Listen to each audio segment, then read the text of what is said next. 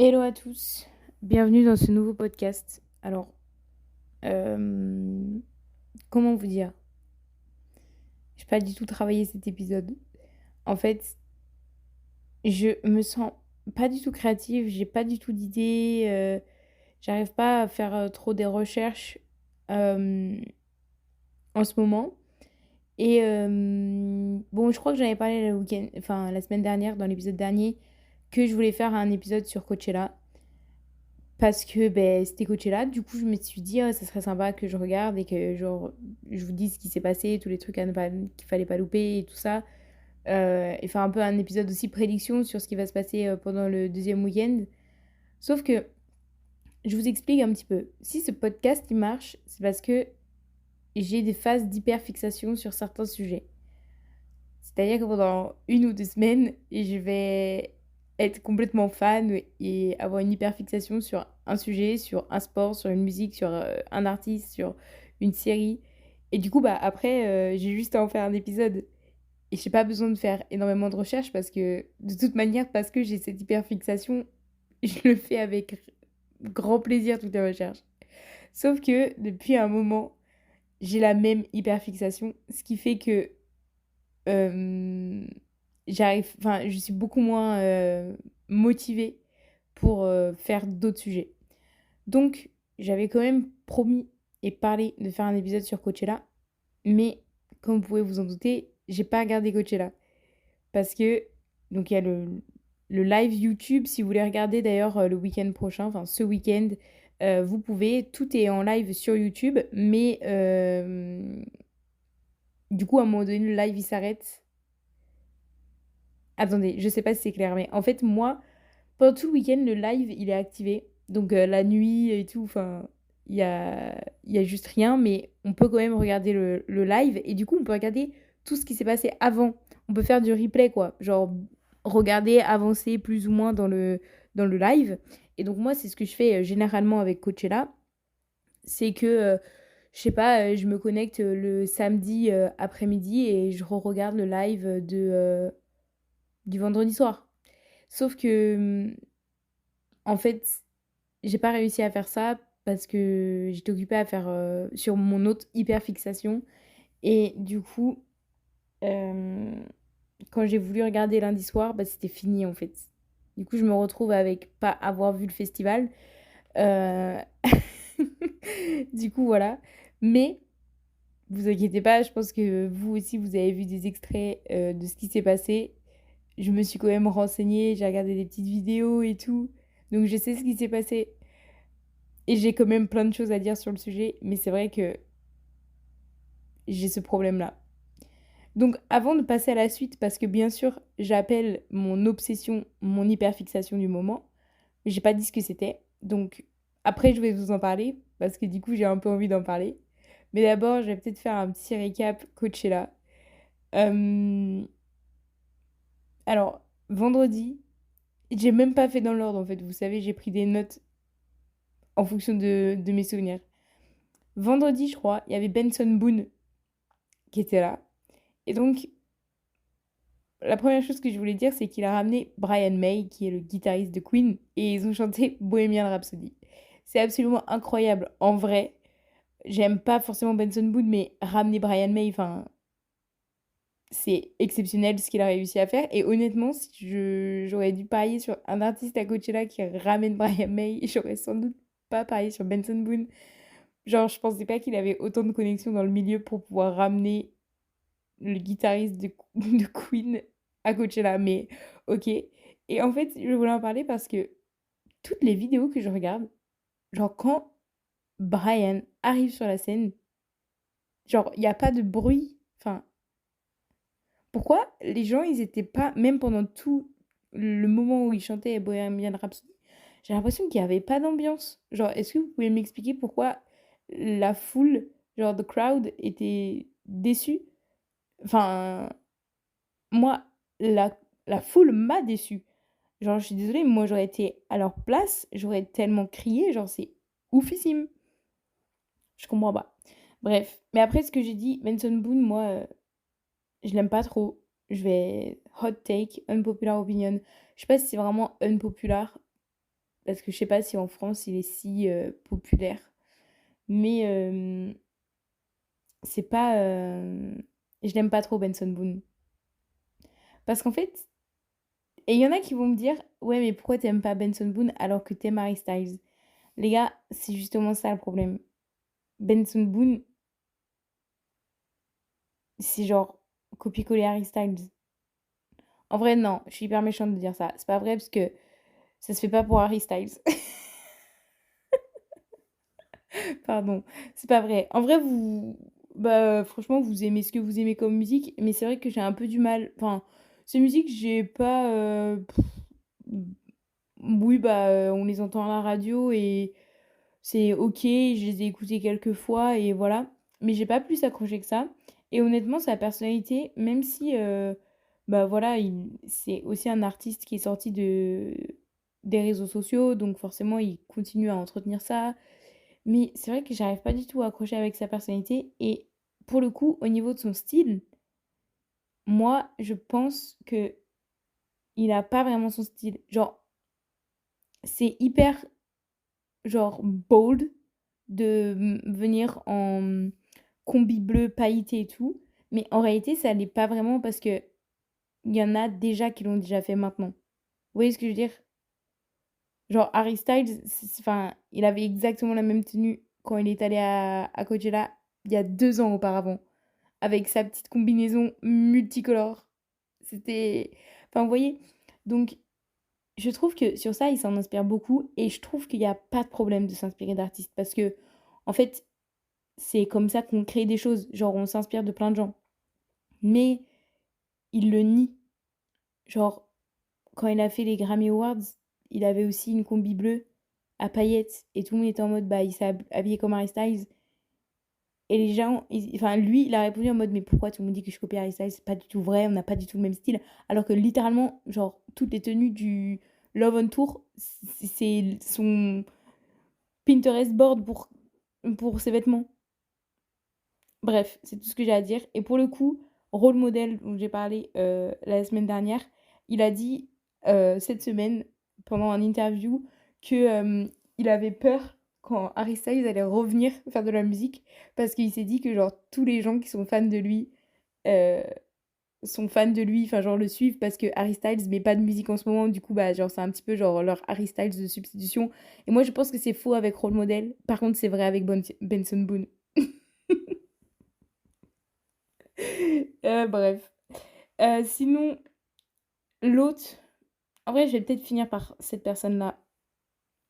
L'autre truc très trop bien qui s'est passé, c'est Clairo qui a fait venir Bernie Sanders. Donc, si, je sais pas si vous le connaissez, c'est un sénateur américain démocrate et qui est actuellement en tournée dans toute l'Amérique pour faire des speeches et pas du tout de la musique, hein, pour faire des speeches et bah, ça s'appelle Combattre l'oligarchie. Il a parlé à Los Angeles samedi matin. Il y a d'ailleurs Maggie Rogers qui avait fait une story et qui a dit je suis à Bernicella, parce qu'elle n'était pas à Coachella, mais du coup elle était au meet-up de Bernie Sanders. Voilà. Et le soir même, il a été invité par Clairo, que j'adore. Et j'ai rien vu de son set. Du coup, j'espère que je vais pouvoir voir. Enfin, il faut que je regarde des vidéos. Mais c'est vrai que j'ai rien vu de son set. Mais bref, Clairo a invité Bernie Sanders pour parler rapidement avant son concert. Du coup, trop cool. J'adore.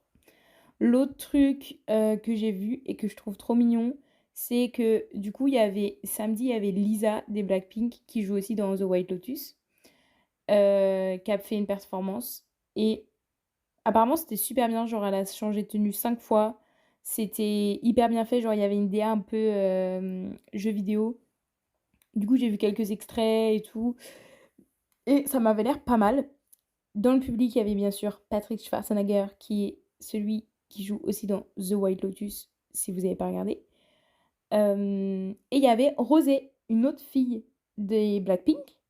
Et le dimanche, il y avait Jennie qui faisait un set à Coachella. Et du coup, dans la foule, il y avait Rosé et Lisa qui étaient là pour, genre, support Jennie. Donc il y a eu une mini réunion, parce que je pense que c'était pas toutes là. Mais il y en avait 3 au même endroit à Coachella, donc trop cool. Genre, can't relate parce que je suis pas fan de Blackpink, mais en même temps, can relate parce que, genre, les One Direction. Donc voilà. L'autre truc qui a été hyper remarqué, c'est bien sûr, genre, Lady Gaga, mais c'était tellement, tellement attendu. Genre, vraiment, tout le monde était en mode, ça va être ouf. Et je pense qu'elle a pas disappoint parce que tous les trucs que j'ai vus, ça m'avait l'air dingue. Euh, Genre, ouais, je sais pas. Franchement, je pense que c'était trop, trop bien sa performance. Tout le monde a dit que c'était génial. Et du coup, je pense que c'est sûr que elle, je vais la regarder ce week-end. Apparemment, c'était genre hyper détaillé. Genre, voilà. Il y a eu beaucoup de travail en amont aussi, parce que je crois qu'il y avait des voice-over et tout pendant les changements de tenue. Enfin, donc je pense que c'était bien fait. L'autre truc dont je voulais parler, mais aucun rapport avec sa performance, c'est Travis Scott. Il a fait un shout-out à Stormy. Mais en fait, ce que je voulais dire, c'est que Timothée et Kylie Jenner, ils étaient, Timothée Chalamet, hein, et Kylie Jenner et Stormy, étaient là pendant toute la journée du samedi. On les a vus, genre ils ont été aperçus pendant plein de concerts. Et ils étaient sur le main stage. Et quand c'était l'heure de Travis Scott, ils sont partis. Parce que du coup, bah, Travis Scott, c'est l'ex de Kylie. Ils sont partis. Mais ils ont laissé Stormy, parce que du coup, logique, ils ont laissé Stormy à Kendall. Et ça me fait trop rire un peu parce que je me dis, genre, c'est vraiment genre une famille normale en fait. Vous voyez ce que je veux dire? Genre, ils peuvent pas se voir parce qu'ils sont ex. Et même, genre, peut-être par rapport à Timothée Chalamet, c'est un peu bizarre de danser sur la musique et devant l'ex de ta meuf. Je sais pas. Mais il y a quand même Stormy, donc, genre, ça se fait pas de l'enlever. Du coup, là, passe à la tante cool, Kendall. Je sais pas, ça m'a fait rire quand j'ai vu ça. Voilà. Et dimanche, il y avait Post Malone. Apparemment, c'était bien, mais j'ai pas eu énormément d'extraits et genre, j'ai pas non plus entendu des retours genre en mode c'était exceptionnel. Je pense que Post Malone, c'est juste sympa quand tu aimes et à regarder. Je pense que c'est un cool guy aussi. J'ai vu quelques interviews de lui, il a l'air hyper sympa. Donc, je pense que ça doit être cool de regarder un de ses concerts, mais voilà. Moi, ma question en fait, c'est que, à votre avis, est-ce que le week-end prochain, il ramène Taylor Swift pour chanter Fortnite? En vrai. En vrai, en fait. Pourquoi pas, non? D'ailleurs, en parlant de Taylor Swift, je viens de penser là que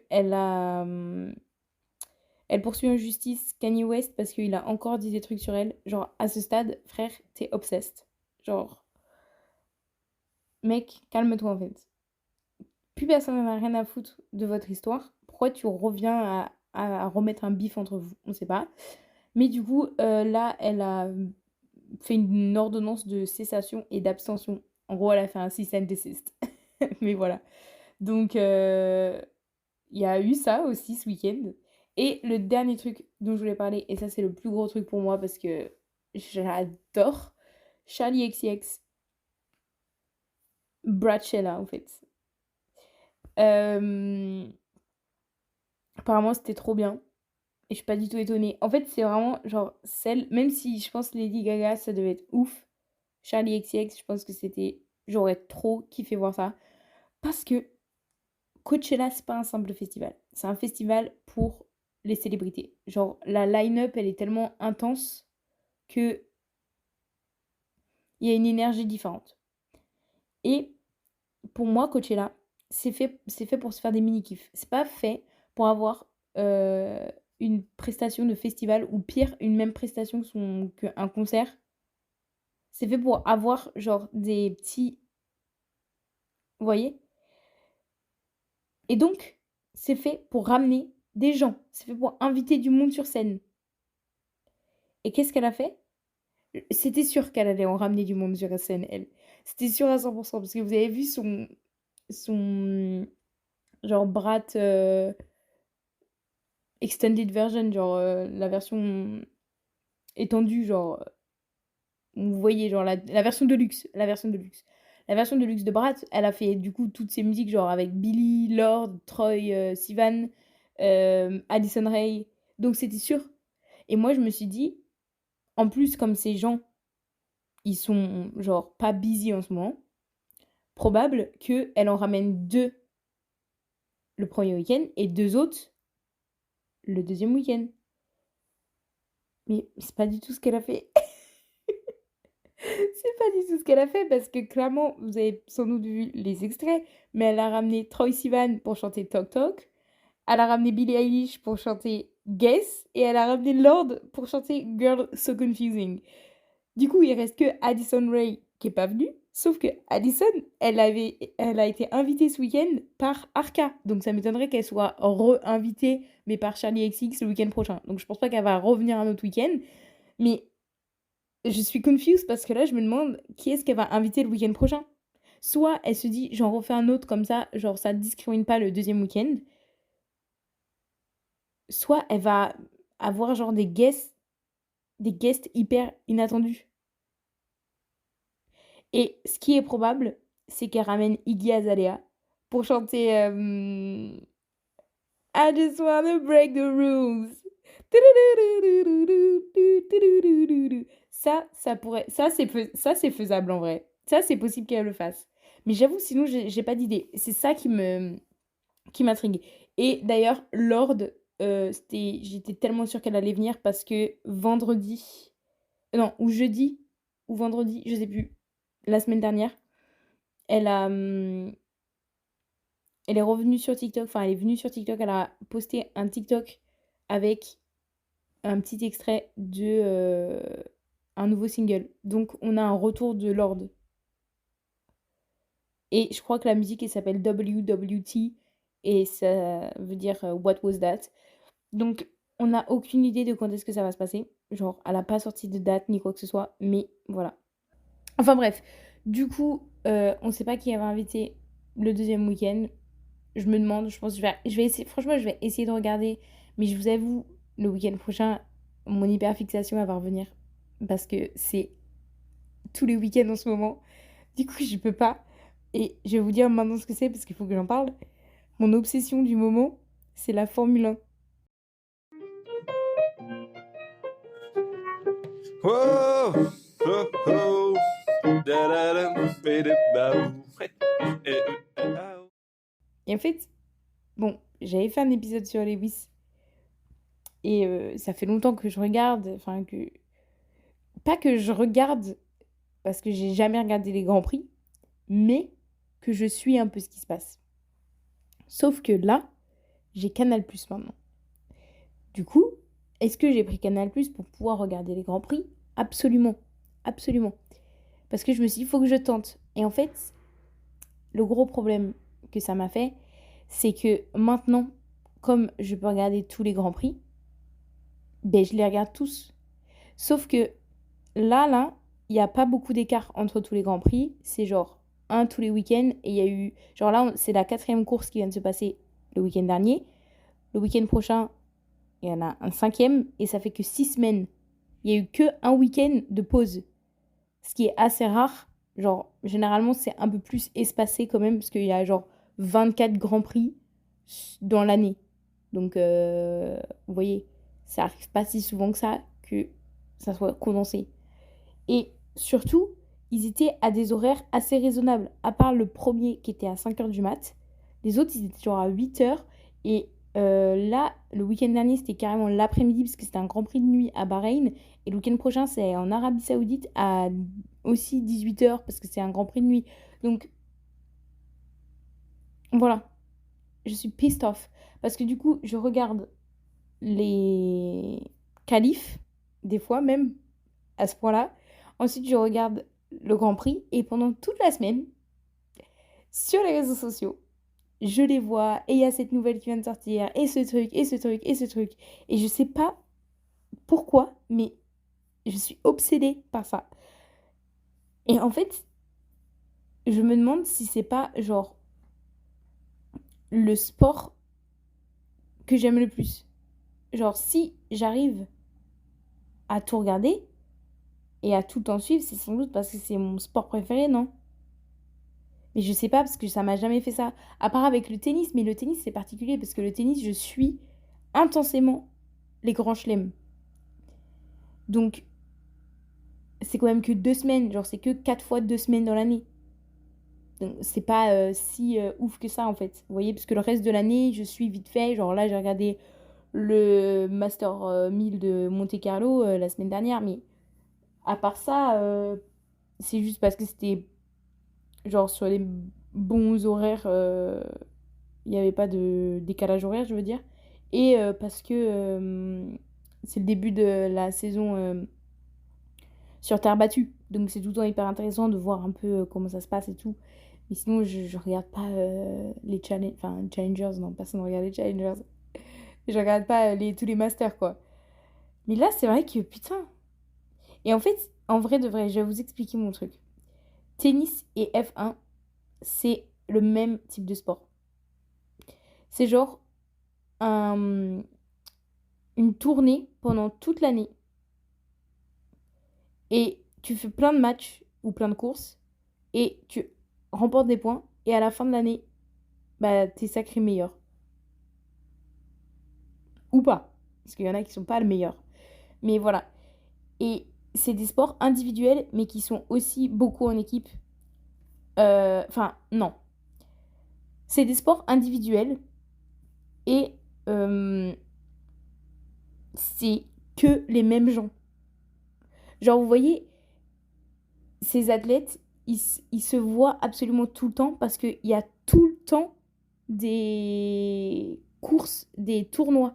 Genre, toute l'année, ils sont au même endroit et ils voyagent en même temps. Parce que c'est pas comme, vous voyez, les athlètes, genre ceux qui font l'athlé. Eh ben, eux, j'imagine que je connais pas bien, mais ils ont des meetings, mais ils sont pas obligés de les faire. Genre, il y a les grosses compétitions où vraiment ils voient tout le monde au niveau international, mais après les meetings, c'est un peu plus, c'est différent, genre. Alors que là, le tennis et la F1, c'est vraiment que des joueurs solo ou des, genre, bon, des sportifs solo qui se suivent. Genre, vous trouvez pas ça? Enfin, et du coup, surtout dans le cadre de la F1, parce que comme il y a que 20 places, il y a que 20 personnes, donc ils sont vraiment que 20 personnes à savoir ce que ça fait et à se suivre. Genre vraiment, ils passent l'année ensemble, autour du monde. Non mais, vous trouvez pas ça? Enfin bref, déjà il y a ça, et ils sont concurrents, sauf que, en plus que dans le tennis, dans la F1, c'est aussi un sport d'équipe, parce que de base, c'est un sport de constructeur. Du coup, à chaque fois, il y a 2 pilotes par constructeur. Donc, il faut maximiser les points pour le championnat constructeur. Et il y a tous les ingénieurs, tous les... Bah, en fait, tous les ingénieurs qui travaillent derrière. Et, enfin, donc c'est grave un sport d'équipe. Mais en même temps, genre, t'es en équipe avec ton coéquipier. Mais en même temps, c'est genre ton plus grand rival. Parce que quand t'as une bonne voiture, quand t'as la meilleure voiture, bah, ton coéquipier, c'est ton plus gros rival. Parce que la seule différence, c'est votre capacité à rouler la voiture. Du coup, je sais pas, genre, je vis tellement intensément et du coup, il faut que je vous raconte ce qui se passe. Le premier truc qui me touche, c'est que, bon, ce qu'il faut savoir, mais j'en ai déjà parlé, c'est que Ferrari, bon, ils sont pas trop dans le game. Mais je pense qu'ils vont bientôt se reprendre, mais c'est vrai qu'ils ont souvent des débuts de saison un peu compliqués. Du coup, pour l'instant, ils sont un peu en retard, genre Lewis et Charles. Notre petit Charles Leclerc, là, il est un peu à la bourre. Même si, en vrai, ça va, voilà, mais ils sont un peu... ils font pas les résultats qu'ils attendaient, quoi. Et du coup, c'est pour ça que je vais pas trop en parler, parce qu'en vrai, je les vois pas beaucoup. Et après, il faut dire que j'étais pas une fan de Ferrari, moi, j'étais une fan de Carlos Sainz. Donc, j'ai jamais été une grande fan de Ferrari. Je suis juste une fan de Ferrari quand c'est à Monza et à Monaco, parce que comme toute fan de F1, on veut que Charles gagne à Monaco, et on veut que Ferrari gagne à Monza, parce que c'est genre les meilleurs trucs qui peuvent se passer. Mais sinon, je m'en fiche un peu, vous voyez. Genre, il faut savoir que du coup, j'aime bien tous les pilotes. Mais j'ai mes favoris où, genre, il y en a qui me touchent particulièrement. Mais c'est quand même hyper dur pour moi de choisir, genre, pour qui je suis pendant une course. Mais bon, en tout cas, je suis pas très souvent pour Ferrari. Désolée à tous mes Italian friends. Ce que je voulais dire, c'est que en ce moment, donc, le premier du classement, c'est Lando Norris. Et en fait, Lando Norris, c'est un peu marrant parce que il devient de plus en plus fort et c'est clairement lui qui a remis McLaren, genre, dans le game. Euh, Parce que les efforts, genre, qui ont été faits en 1 an et demi, ils étaient à un moment donné avant-dernier du classement constructeur. Et l'année dernière, ils ont réussi à gagner le championnat constructeur. Donc, il a vraiment participé à ça, mais il a des problèmes de d'anxiety, d'angoisse, je pense. Il y en a beaucoup qui disent qu'il n'a pas le mental d'un champion, et moi, je pense pas. En fait, je trouve que ça se fait pas de dire ça, parce que en vrai, s'il n'avait pas le mental d'un champion, il serait pas rendu là, il aurait pas amené McLaren jusque-là. Mais je pense qu'il souffre vraiment du fait que dès qu'il fait une erreur, il a l'impression de let everyone down. Genre, il pense que dès qu'il gagne pas ou dès qu'il a un résultat un peu moins bien, il laisse tout le monde tomber et du coup ça me fait trop de la peine parce que en fait là il a gagné un Grand Prix, il a gagné le premier Grand Prix et ensuite il a fait 4 podiums enfin au total il a fait 4 podiums sur les 4 courses. Sauf que il a fait quelquefois de la merde et du coup, il s'en rend compte et il dit que c'est de sa faute. Et ça m'énerve parce qu'il se prend beaucoup, beaucoup de critiques. Comme quoi, c'est pas lui qui va gagner. Et que ça sera peut-être Oscar Piastri qui est son buddies. C'est le deuxième de McLaren. Maintenant, ce qu'il faut dire, c'est que généralement, les constructeurs, ils ont un pilote numéro 1 et un pilote numéro 2. Le pilote numéro 1, c'est la personne qu'ils vont favoriser. Des fois, il y a quelqu'un qui est clairement plus fort que l'autre dans l'équipe. Et genre, c'est choisi, c'est comme ça. Genre, à Red Bull, c'est Max et actuellement, c'est Yuki. Mais bon, ils tentent de... Ils changent beaucoup le deuxième siège à Red Bull. Mais vous voyez, c'est comme ça. Des fois, c'est beaucoup plus serré. Genre, Charles Leclerc, Lewis Hamilton, en ce moment, on pourrait dire qu'ils sont un peu du même niveau. Lando Norris et Oscar Piastri, c'est très serré, c'est le même niveau et c'est du niveau très haut. Du coup, c'est compliqué de choisir. Mais McLaren, ils ont une politique qui s'appelle Papaya Rule, qui veut dire qu'ils n'ont jamais de pilote numéro 1 ni de pilote numéro 2. Genre, les deux, ils ont la même importance. Ce qui est bien sur le principe, parce que ça leur permet de gagner facilement des points et gagner les championnats constructeurs, mais ça peut remettre en question le prix du pilote.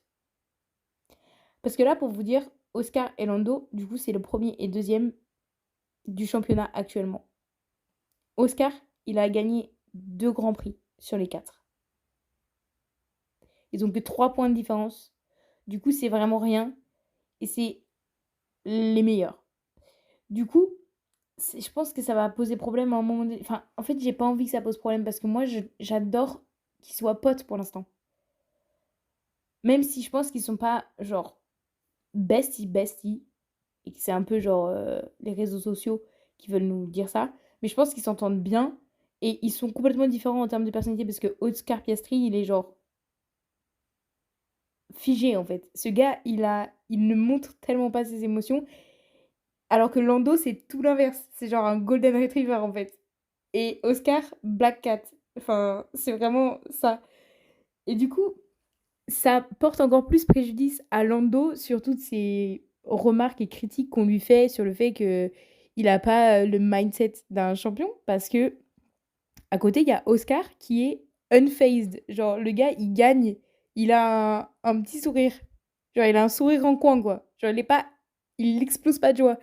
Du coup je sais pas, moi j'aime bien là pour l'instant parce que je pense qu'ils sont encore potes et ça va, mais probablement à un moment donné il va y avoir un problème. Et mais j'espère pas, mais je pense qu'il va y avoir un problème. Le deuxième truc en ce moment qui me tend, c'est Max Verstappen. Déjà, sachez que moi, je l'adore. Je l'adore. Le seul truc qui me pose problème avec lui, c'est que quand il était fort, il était trop fort et du coup, il n'y avait aucun suspense. Genre, le gars, je crois qu'en 2023, il a gagné les genre 20 courses sur 24 ou un truc comme ça. Il est très très fort. Mais c'est parce que Max Verstappen, c'est le fils d'un ancien euh, pilote. Et son père était très très dur avec lui. Et depuis qu'il a 4 ans, il s'entraîne. Genre, c'est limite, il a choisi de faire de la F1. Mais en fait, il a un peu été construit. Genre, on dit que c'est un pilote build et pas né, pas born, mais build. Parce que, genre, son père l'a littéralement entraîné pour qu'il puisse savoir faire face à toute situation. Genre, dès son plus jeune âge, il sabotait la voiture pour que Max Verstappen il puisse genre comprendre ce qui se passe et s'adapter. Enfin, c'est ouf quand même. Du coup, je pense qu'il est très très fort et je pense que c'est vraiment l'un des meilleurs de l'histoire. Euh, mais c'est vrai que ça me saoulait quand il gagnait tout le temps parce qu'il n'y avait pas de... Genre, c'est moins cool à regarder quand tu sais déjà qui va gagner à la fin. Du coup, j'aimais moins. Mais là, tout est remis en cause parce que bah, Red Bull est nul. La voiture Red Bull est de la merde. Parce que, justement, ce que j'ai dit sur le fait que Max, il était habitué à toutes ces problèmes de voiture, genre qu'il avait été entraîné avec tous ces problèmes et tout ça, en fait, il fonctionne vachement sur la sensation. Et donc, la voiture Red Bull, parce que Max était très fort, ils ont commencé à construire une monoplace qui est, genre, pour lui. En fait, ils ont tellement fait un truc pour lui, essayer de bien le finir en détail, que déjà, la deuxième voiture, genre, pour trouver une deuxième personne qui sait conduire cette voiture, super dur. Parce que personne ne conduit comme lui. Et la deuxième chose, c'est que tellement ils ont essayé de la modifier pour qu'elle soit, genre, hyper sensible, bah en fait, maintenant, elle est plus conduisable. Genre, elle est nulle, la voiture, là. Et en fait, les gens, au début de la saison, ils étaient un peu... Enfin, c'est comme ça depuis mi-2024. Et mi-2024, les gens étaient en mode, non, mais c'est le deuxième pilote qui est nul. Sauf que ils ont changé de pilote début 2025. Et vraiment, il a fini dernier, quoi. Du coup, ça va pas. Et là, ils viennent de rechanger et ils ont mis Yuki Tsunoda, qui est My Love, My Baby. Et ça marche mieux. Mais je pense qu'il y a vraiment un problème de voiture parce que Max il termine plus premier. Pourtant, il conduit super bien. Mais il termine plus premier. Enfin, il a terminé quand même premier. C'était où déjà? C'était au Japon. Et mais donc c'est un peu faux ce que je dis. Mais en fait, ça se voit, genre il le dit à la radio et tout qu'il aime pas du tout la voiture, que c'est de la merde. C'est juste qu'il est tellement fort ce gars que même avec une voiture de merde, bah il peut gagner. Enfin bref. Mais aussi, je voulais dire que j'adorais sa personnalité parce que même si ça m'attriste qu'il décide de plus être dans les médias et plus être autant filmé par les community managers des équipes et de la FIA, enfin bref, ça m'embête parce que j'adore sa personnalité. Il est tellement genre careless, il s'en bat les couilles vraiment. Il sort des trucs en mode genre if my mom had balls, she'd be my dad. C'est ma réplique préférée de lui avec un autre mème de lui, c'est I don't know and I don't care. Vous voyez le personnage, il est trop bien. J'adore, j'adore sa personnalité et je suis contente qu'il y ait un petit peu de compète pour lui. Mais récemment, j'ai vu un interview de lui, mais je crois que c'était ce week-end qu'il a fait, où il disait que bah, même s'il adorait genre battre le record de nombre de championnats du monde qu'il a eu, parce que je crois que c'est genre le seul record qu'il a pas brisé en Formule 1, parce que pour l'instant il est 4 fois champion du monde et on lui demandait est-ce qu'il avait envie d'être 8 fois champion du monde pour égaler Schumacher. Euh, il disait oui, mais en même temps, c'est pas plus ma priorité. Genre, maintenant, je suis un peu vieux, mes parents, ils deviennent vieux aussi. Euh, il va avoir un enfant, il a enfin une belle-fille. Du coup, il est un peu en mode, c'est genre, je suis hyper content de gagner des courses et je fais tout pour gagner des courses, mais en même temps, si j'arrive pas à être 8 fois champion du monde, c'est pas grave, quoi. Donc, je l'adore. J'ai dit aussi qu'il y avait Yuki, qui était donc actuellement le deuxième pilote de Red Bull. Yuki, il faut savoir, Yuki Tsunoda, je l'adore. J'adore sa personnalité. Il est trop mimi. Il est trop mimi. Il est mimi off track, mais on track, il est terrifiant. Genre, il s'énerve tellement vite. Enfin bref, ce que je voulais dire, c'est que Racing Bull, qui est du coup l'écurie fille de Red Bull. Red Bull, ils ont deux écuries, ils ont Red Bull et Racing Bull. Et dans Racing Bull, avant, il y avait Yuki. Il a commencé l'année là-bas, mais ça fait longtemps qu'il est à Racing Bull.